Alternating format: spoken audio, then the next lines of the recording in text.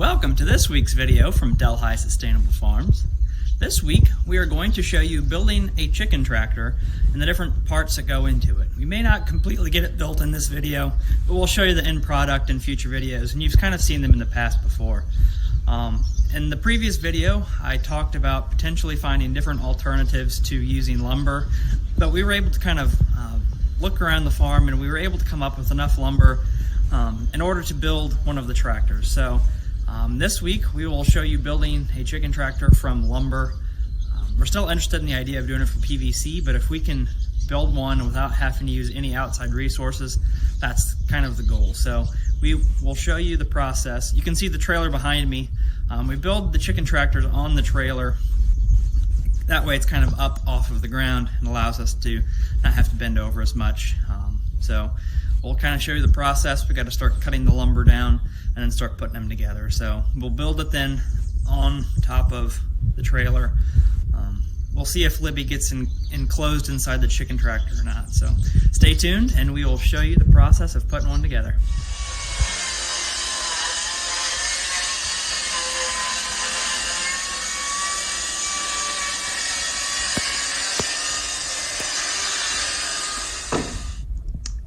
Now the bottom part of the frame is done. We had some lumber and we had to cut up all the pieces. So this direction across the back is 10 foot long and this longer one is 12 feet. So it fits nicely in between the fenders of the trailer, so that way we can get to the underside of them and from the above as well. So now we're going to use the screws here, which are outdoor exterior screws, and put these, kind of start screwing all this stuff together so we know what the measurements are going to be relatively for the top as well. Now the base of the structure has been put together. These middle pieces of wood kind of help support the lengthwise direction of the board. So when they come together, specifically right here, you can see they're kind of bowed. When they come together, it'll help kind of make it stronger. So the next part we're going to do is make stuff to go around the tops. And then we'll make some cross braces and start putting wire on it. Now you can see we have the braces across the top, and we have a piece running down the middle and across the side. That way we will have something to secure the roof to. Next, we're going to put braces from corner to corner in the different sections, because currently we have the chicken tractor screwed down onto the trailer to kind of hold it square. So before we can unscrew the chicken tractor from the trailer, we need to have our braces in to make sure that it stays square the entire time. So that'll be the next step. So now we have these braces in, keeping the entire tractor square, which makes putting the roof on easier. The next part, we have to figure out how to keep the middle of this cross in the middle to stay upright. So when we put the roof over the back of the top, it'll weigh it down and kind of make it sag, which then when it rains, all the water will run to the middle, putting more weight on it and making it harder on the chicken tractor. One option that we have done on others before, and we will do it on this one for sure, is putting a wire from the middle to the middle, a high tensile wire, and making it with a ratchet in it to kind of squeeze the bottom together, so when there is weight on the top of it, it doesn't kind of splay out. Even if you put bracing in there, it will kind of splay on you anyway because there's nothing connecting the middle of it together. So we will put a wire down here for sure.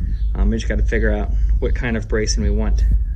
Previous designs we have done, we put a brace from the bottom of each of the posts in the middle of the chicken tractor, but we're trying to figure out ways to reduce the weight of this thing to make it easier on us to pull it through the field. So that's the next option we have, is putting bracing through here, and we'll show you the next finished product from there. From this point, it won't look like there's much happening in the different shots because the majority of it has been put together.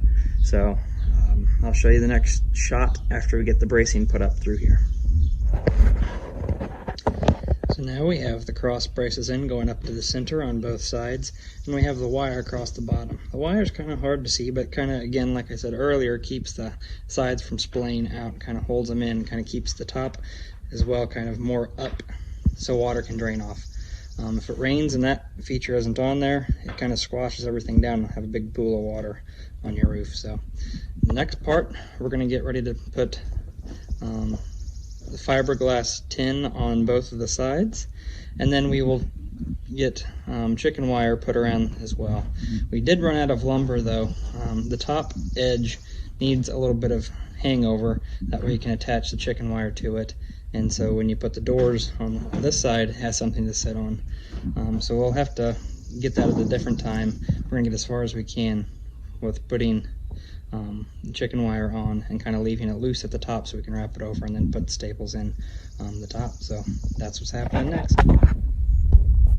It may not look much different here in this video, but we did find some wood to do these top pieces that run kind of like this back one right through here. Actually, this piece goes over here on the edge. We found some plywood and we cut it down to make the boards that we needed to. That way, again, we didn't have to get supplies.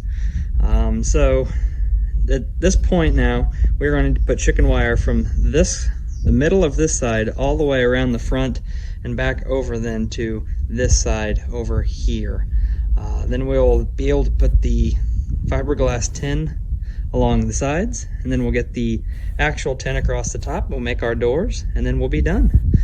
So kind of show you the process of putting the chicken wire up and how we staple it onto the wood.